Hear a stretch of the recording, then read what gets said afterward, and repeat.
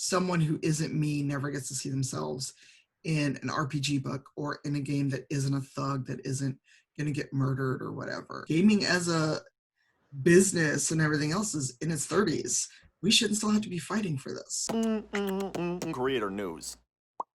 Welcome to Creator News, Tubefilter's investigative news show where each week we delve into a topic that affects you, the creator. Creator News is brought to you by Patreon, the platform that gets creators paid. This week on Creator News, we're talking about diversity in gaming, or rather the lack thereof. Let's take a look at YouTube, for example, where gaming is huge. The biggest YouTubers are gamers, with PewDiePie at over 100 million subscribers, is the biggest YouTube creator of all time. Notice anything similar about a lot of them? Yeah, I'll give you a hint. They look like us. Video games are a huge cultural phenomenon. Many titles do billions of dollars in sales in their first weekend of release. That kind of revenue, engagement, and fan support is something major motion picture studios and television networks dream of. At this point in time, video games are a major driving cultural force. This past year, issues of social justice have been thrust into the forefront of our collective consciousness. Movements like Black Lives Matter have helped shine a bright light on problems of inclusivity and diversity, especially with representation in media. Video games are no exception. The mind-blowing point for me was when I saw a photo. It was like a collage of like different video game, like the main characters, and they all look so similar. Muscular, athletic white men with brown hair and beards. And I'm just like, all these different video games. I was like, wow, where's the variety in this? And I was like, that is the gaming industry. This is Amira Virgil. She's also known as Xmiramira. She's a content creator and a partner on Twitch. I always feel like the demographic associated with gaming is like a 35, the average like profile 35-year-old white male. And I feel like a lot of the world still feels like that is the main consumer of gaming. That is the only consumer of gaming. And it's like, no, people of all different, cultures, races, backgrounds, genders play video games. It's not just that one demographic. That's right. According to a Pew Research Center study, there is no difference in race or ethnicity in who plays video games. People don't realize that our money's just as green. This is Tanya DePass. She runs I Need Diverse Games. It's an advocacy group that helps marginalized people break into the gaming industry. A lot of the stats show that people in their 30s, Black, Latinx, Asian, a lot of people are buying more consoles, we're buying more games, we're actually spending a lot more money. I will throw money at a game so fast if I can see some brown and Black people and not stereotypes, and so will other people. I mean, it's what got me to buy Mafia 3. I saw the trailer, it was like, I get to be a Black dude and take out like the game equivalent of KKK. Please take my money, here's all of it. Tanya is trying to break through the game developers that there is a demand for diverse characters from mainstream consumers, and not just minorities. Watch Dogs 2 was a great example where there was kind of, do we do this? And then everybody loved it, especially after you got like the incel bro dude that we got in the first Watch Dogs. There's always the pushback of, why do you have to force race into it? And that's a lot of the crux of it, is that many people that see themselves all the time never have to think about, these games don't represent me, they don't realize I exist. According to the International Game Developers Association's 2019 Developer Satisfaction Survey, 81% of people who make video games identify as white. And if you don't count developers based in India and East Asia and focus only on Latinx, Black, and mixed race developers, people of color only account for 5% of the industry. That's not very much. So you don't even have 30% of the people making these games as representative in the industry. You definitely don't have a lot of us at C-level. There are quote unquote diverse people making the games, but they've got to go by what the project lead says. They've got to go by what the execs say. If diverse voices aren't included in the rooms where decisions are being made, diverse perspectives aren't likely to end up being represented in the games. And that's my issue with a lot of gaming companies. They need to step outside of that box. You need to hire people with different perspectives, of different backgrounds, different cultures, different races. So until video game developers decide to recruit executives from diverse backgrounds, what can be done? Is it possible to create your own video game outside of major developers? People are going and making their own, but as much as people like to say that, very few people have a few million, a few 100,000, 10,000 in their pocket to go make their own game. Even if it's just you and your buddies making a really short game, they're still expensive to make, and then you got to market it, you got to get it out. Successfully creating and marketing your own game from scratch is extremely difficult. So developers are finding ways to make a difference within existing games. I started streaming Sims, and then I started doing Let's Plays months after. And when I wanted to create the Let's Plays, I realized I couldn't accurately create the stories I wanted to because the representation wasn't there. Like I wanted characters to reflect me and my reality. So I kind of just sat down and was like, I'll try to figure this out myself. And that's where I made the first Melanin Pack. And Amira's Melanin Packs?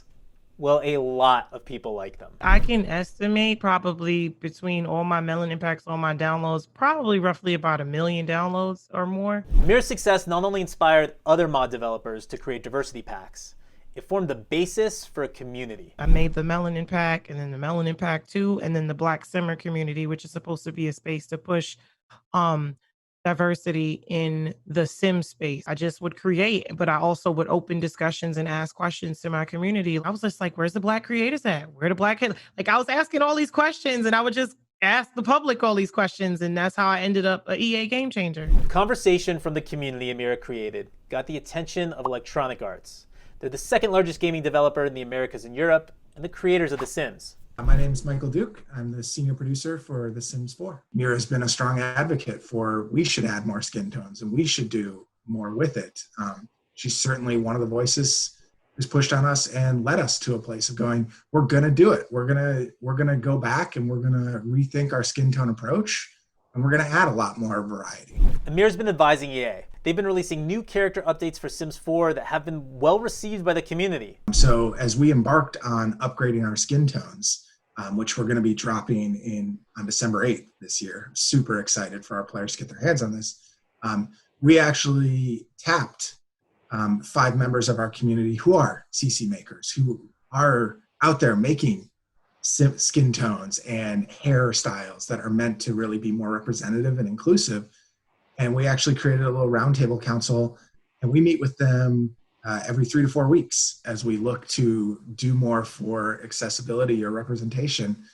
It is finding players of the game to advise us as well. It's not just our internal employee group. Other video game developers have seen benefits too from adding more inclusivity and diversity into their titles. There's a game by Obsidian where you can make your character. It's very Fallout-esque. And they actually went through the trouble of having really, really good like skin tone and lighting and hair. So I have locks, and rarely do I get to see them in games. Or if they're in games, they look really bad. They look like yarn. They look like steel wool. A friend of mine, when he streamed the game, there's like this 30-minute clip of him just like the sheer joy of seeing a game, not only where he can make himself, but it looks like him. It's, the character's dark skin. They've got the same hair. To have hair with my texture in it. And I can add the highlight that I have in my hair.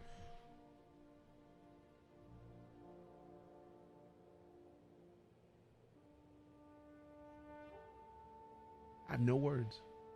I think a good example, in my opinion, of a game that gets it right and seems to have got it right out the gate is Apex.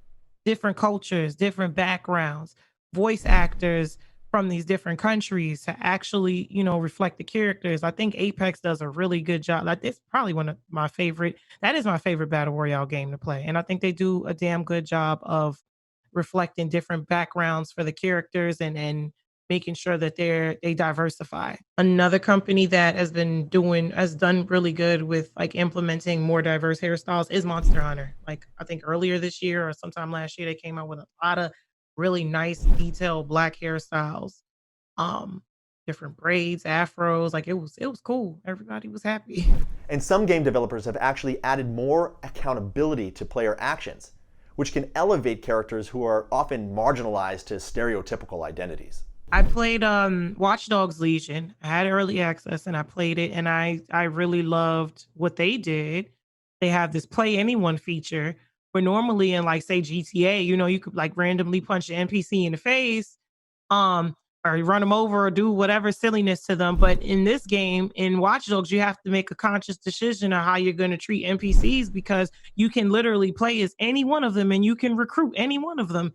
And they're extremely diverse, different body types, features, cultures, races, different hairstyles, accents, voices, British accents, Jamaican accents, West Indian accents. Like there's a lot they put into that. There's a lot that they put, and you can tell that there's a lot they put into making sure the characters were diverse and reflected the reality of the environment. It would seem at least some developers aren't just giving their games a superficial diversity refresh. They appear to be investing in diversity from the ground up. This summer, Riot Games announced it's investing $10 million in minority-owned game studios. Zynga announced a $25 million fund for promoting diversity education, and Hummel Games announced a $1 million Black Game Developer Fund. But despite these initiatives, video games still have a lot of catching up to do. So one of the things that we feel very strongly about is how important it is for our brand to stand for an inclusive space and a place that represents the world. One of the things that we talk a lot about is, as an ideal, we want The Sims to be the world as it should be, not as it is. That's really the goal of what we want to create. And I think when we look at that, it's clear we're not there. Every year, I want to make sure we're adding to the game in a way that, hey, more people can tell their story now than last year. More people can represent themselves now than last year.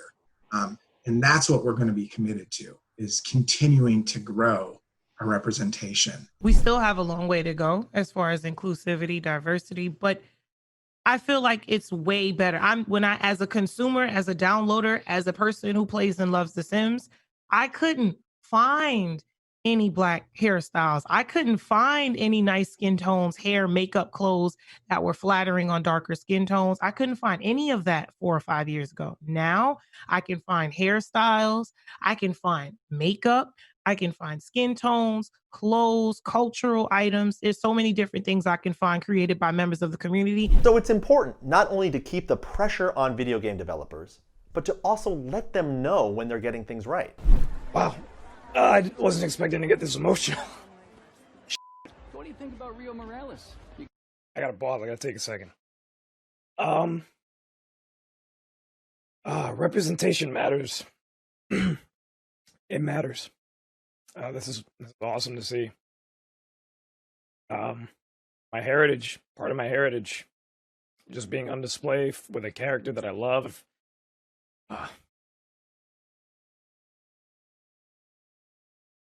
I would say for anyone who does feel that, who does feel like that moment of joy or excitement when they see a game announced, they get to play a game and they're in it, tell developers about that. Go tell people how excited and happy and I don't know, cheerful may not be the right word, but how this makes you feel.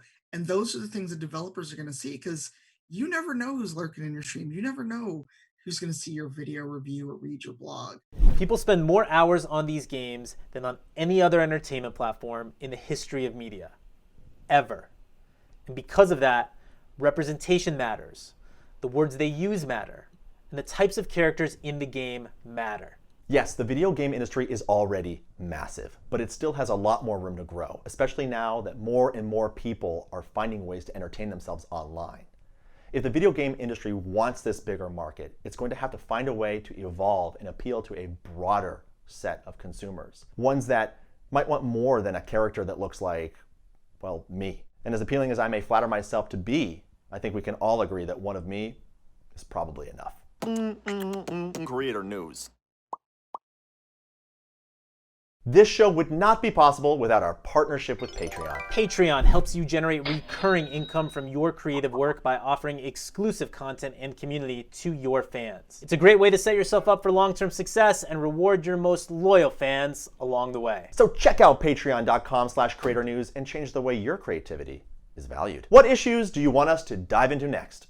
Put it in the comments. And if you like this video, like this video. Subscribe if you haven't already. Ring the bell. And please share this with your fellow creators and online video professionals. I'm Drew. I'm Josh. This is Creator News. And we will see you next week. Creator news.